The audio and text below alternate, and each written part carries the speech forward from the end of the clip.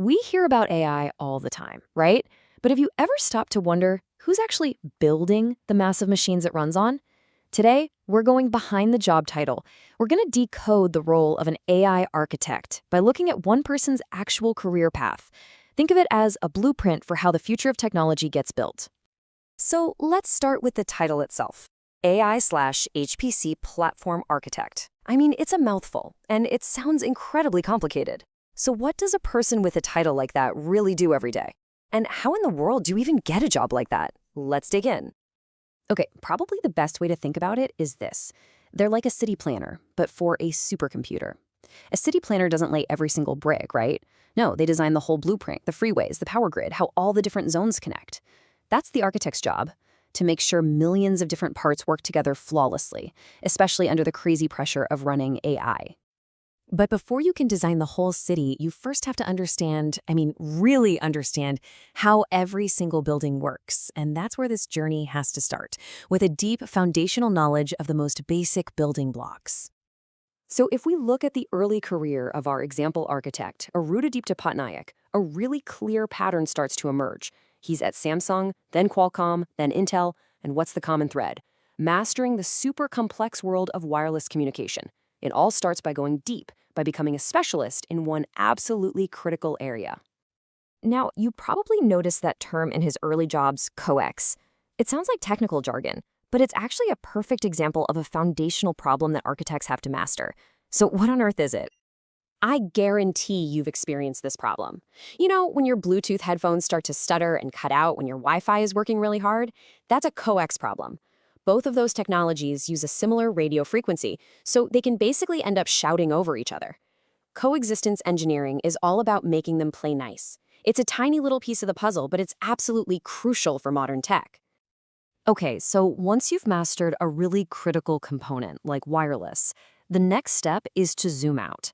This whole next phase is about taking that specialized knowledge and expanding your view from just one part to the entire interconnected system. And that process, well, it's not a short one. We're talking about spending over a decade at a tech giant like Intel. That's a long time. But it gives you the chance to see technology evolve, to work on different projects, and to slowly climb a ladder of bigger and bigger responsibility. And this career ladder tells the whole story, really. Notice the progression here. It doesn't just jump from engineer to architect. It starts with mastering a component. Then it broadens to the whole system's performance. Then it shifts to validating that system, making sure it works. You can't design the city until you've mastered the buildings, the power grid, and the inspection process. Every step builds on the last. And this slide just perfectly captures that change in thinking. The job shifts from solving a really specific problem, making Wi-Fi and Bluetooth work together, to a massive, systemic one. How do we optimize an entire chip for huge, power-hungry AI workloads? It's the difference between fixing a single traffic light and designing the whole city's transportation grid.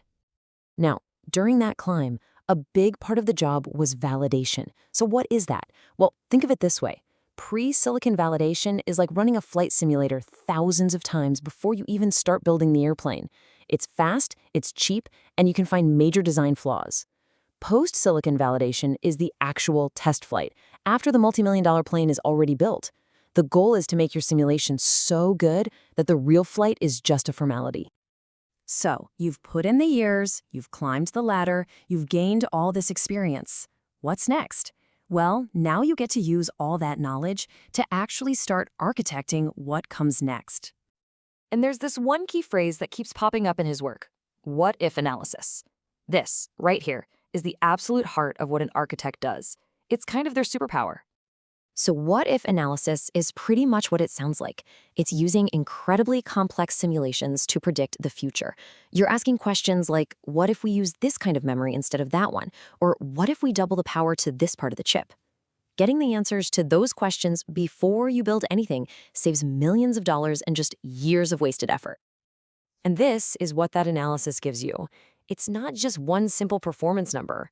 It's a whole projection of how the system is going to behave under all different kinds of AI jobs, from small stuff to the giant models that power things like ChatGPT. A good architect has to design a blueprint that can handle it all.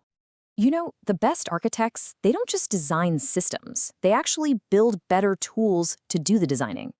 A perfect example of this is something called the Crystal tool, which was an automation system he architected to make testing way better. This is so key. It shows that he wasn't just using the tools he was given. He saw a problem and invented his own solution. And the results were huge. This tool made testing way more efficient, way more scalable. It was so good that teams all over the world started using it, and it even won company awards. That's how one person's idea can create a ripple effect across an entire organization. So let's pull all this together. After walking through this entire journey, from that one specific component all the way up to the full system, what is the blueprint? What are the core skills that really define an AI architect? It really seems to boil down to these four pillars. First, you have to have that deep technical mastery. Then, you need the leadership to influence teams all over the world. Third, you've got to be an innovator, someone who creates new solutions. And finally, and this one is so important, you have to be a mentor. Being an architect isn't just about chips, it's about systems, tools, and people. And that mentorship piece isn't just a buzzword. Here's a real, concrete detail from his journey. He grew a specialized team from 3 engineers to 7 engineers over 3 years. That is leadership in action. That's investing in people, not just in technology. So when you look at a career path like this, you realize that the story behind our most advanced technology is actually a deeply human one. It's a journey of continuous learning, of solving harder and harder problems, and of carefully building the future, one blueprint at a time. So we've kind of decoded the blueprint for today's AI architect. But with AI evolving so unbelievably fast, the big question is, what amazing new blueprints will the next generation of architects have to create?